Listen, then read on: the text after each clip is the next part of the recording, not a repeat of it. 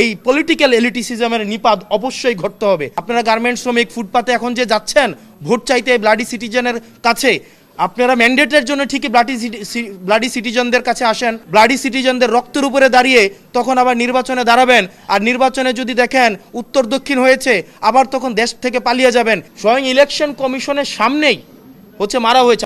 ওকে ঠিক আছে যারা বিদেশে টাকা পাচার করে, যারা বিদেশে থাকে এবং যারা হচ্ছে মেনটেইন করে, অর্থাৎ আওয়ামী লীগের সাথে আত্মীয়তা করে, বিভিন্ন বিজনেস করে, স্বরাষ্ট্র মন্ত্রণালয় নিজের এই পরিবারের বিভিন্ন বিজনেস টিকায় রাখে, শেখ রাহানার সাথে যারা বিজনেস করে, এই তাদের পলিটিক্যাল এলিটিসিজম যখন মারাইতে আসবে, আমাদের এই সিভিলিয়ানদেরকে যখন বলবে আমরা হচ্ছে ব্লাডি সিটিজেন, সেটা হচ্ছে প্রত্যেকটা নাগরিককে, প্রত্যেকটা যারা ভোটার রয়েছে তাদের প্রত্যেকের মানহানি করে।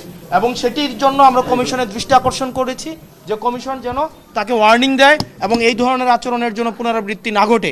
এবং আব্দুল আওয়াল মিন্টু মতো যারা আছেন, আপনাদের মতো যারা আছেন, যারা হচ্ছেন এলিট ব্রিড, আপনারা কোন মুখে আমাদেরকে ব্লাডি সিটিজেন বলে কোন মুখে আবার হচ্ছে গরিবদের কাছে ভোট চাইতে যাবেন? আপনারা নির্বাচনের আগে ইস্ত্রি করা পাঞ্জাবি আর বড় টুপি পরে একদম ইরি খেতে নেমে যান। এই মানুষ এই হিপোক্রেসি এখন এগুলা বুঝে। আপনারা গার্মেন্টস শ্রমিক ফুটপাতে এখন যে যাচ্ছেন ভোট চাইতে ব্লাডি সিটিজেনের কাছে, আপনারা ম্যান্ডেটের জন্য ঠিকই ব্লাডি সিটিজেনদের কাছে আসেন, রাস্তার মধ্যে রক্ত দেয় ব্লাডি সিটিজেনরা। এই ব্লাডি সিটিজেনের রক্তের উপরে দাঁড়িয়ে আপনারা বিদেশে ব্যবসা করেন, ছেলে মেয়েদেরকে বেগম পাড়ায় রাখেন, সেফ এক্সিট নেন, ডুয়েল সিটিজেনশিপ নেন এবং নিরাপদ যখন দেখেন তখন বাংলাদেশে এসে ব্লাডি সিটিজেনদের রক্তের উপরে দাঁড়িয়ে তখন আবার নির্বাচনে দাঁড়াবেন, আর নির্বাচনে যদি দেখেন উত্তর দক্ষিণ হয়েছে আবার তখন দেশ থেকে পালিয়ে যাবেন। এই ধরনের বাংলাদেশ আমরা 24 পরবর্তী সময়ে আমরা এই বাংলাদেশ দেখতে চাই না। সেটি নিয়ে আমরা নির্বাচন কমিশন আপত্তি জানিয়েছি এবং সকল আইনজীবী এই জহিরুল ইসলাম মুসার প্রতি যে ধরনের আচরণ করা হয়েছে, এটা সকল আইনজীবীদের প্রতি আমি মনে করেছি এটা তাদের মানহানি করা হয়েছে। এবং কমিশনের মধ্যেই সকল পক্ষের আইনজীবী, শুধুমাত্র যে জহিরুল ইসলাম মুসা না, সকল পক্ষের আইনজীবী, এখানে বিএনপি পন্থী বা অন্যান্য যেই আইনজীবীরা ছিলেন সবাই সেটা এই আব্দুল আওয়াল মিন্টুর আচরণে আহত হয়েছেন এবং তারাও সেখানে ইনস্ট্যান্ট তারা প্রতিবাদ জানিয়েছেন। এখন আমরা কমিশনের দৃষ্টিতে এটি এনেছি এবং এই ঘটনার পুনরাবৃত্তির জন্য বাংলাদেশে না ঘটে এই পলিটিক্যাল এলিটিসিজমের নিপাত অবশ্যই ঘটতে হবে। তারা তাদের মনোজগৎকে চেঞ্জ করতে হবে। এই 24 পরবর্তী বাংলাদেশে এসে 24 পূর্ববর্তী এলিটিসিজমের রাজনীতি যদি তারা করতে চায় তাহলে এই সিভিলিয়ান, এই ব্লাডি সিভিলিয়ানরাই তাদেরকে প্রত্যাখ্যান করবে। কমিশনের দৃষ্টি আকর্ষণ করেছেন, আস্থা আছে কিনা কমিশনের উপর? কমিশনের কাছে আমরা দৃষ্টি আকর্ষণ করেছি, আমরা বলেছি যে একটা রুলিং জারি করতে, কিন্তু তারা কোনো রুলিং জারি করেনি। একটা হচ্ছে অনেকটা এরকম যে তারা জাস্ট একটা এড়িয়ে গিয়েছে বিষয়টা। তবে কমিশন উপস্থিত যারা আইনজীবী ছিলেন, আইনজীবীদের প্রতি কৃতজ্ঞতা জানাই, কারণ প্রত্যেকটা আইনজীবী তখন এই বিষয়টিকে প্রতিবাদ জানিয়েছে দলমতের ঊর্ধ্বে উঠে, কারণ এটা আইনজীবীদের পেশাগত জায়গা থেকে আমি মনে করেছি এটা হচ্ছে মানহানি হয়েছে। ভাই, আপনারা শুনে একটু কথা বলি যে আপনাদের আপিলের কারণে আজকে তার মনোনয়ন অবৈধ ঘোষণা করা হলো। এর আগে এত ঋণখেলাপি এবং হলফনামায় মিথ্যা তথ্য থাকার পরও তার মনোনয়নটি যাচাই বাছাইয়ের মধ্য দিয়ে বৈধতা কিভাবে পায় বা যাচাই বাছাই প্রক্রিয়া নিয়ে কোনো প্রশ্ন থেকে যায় কিনা?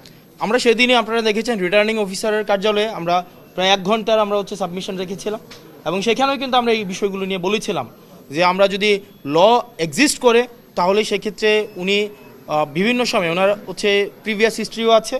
উনি 2008-এও একই ঘটনা করার চেষ্টা করেছিলেন, 2018-তেও একই ঘটনা করার চেষ্টা করেছিলেন, 24-এর ইলেকশনেও উনি যেটা 7ই জানুয়ারির যে আমিডামি নির্বাচন হয়েছে সেখানেও উনি প্রার্থী হওয়ার মনোবাসনা করেছিলেন, সেজন্য ওনার বাড়ি বিক্রি করে কিছু টাকা উনি পরিশোধ করেছিলেন। আবার অর্থাৎ নির্বাচনের যখন সিজন আসে, নির্বাচনের সিজন আসলে ওনার যেই মনে হয় যে ওনার কিছু টাকা দিতে হবে বা হচ্ছে কোর্টকে ম্যানেজ করার, এই বিষয়গুলো হচ্ছে আমরা তখনই এনেছিলাম কিন্তু তখন আমলে নেইনি, যেটি আবার হচ্ছে আমরা নির্বাচন কমিশনে এসেছি।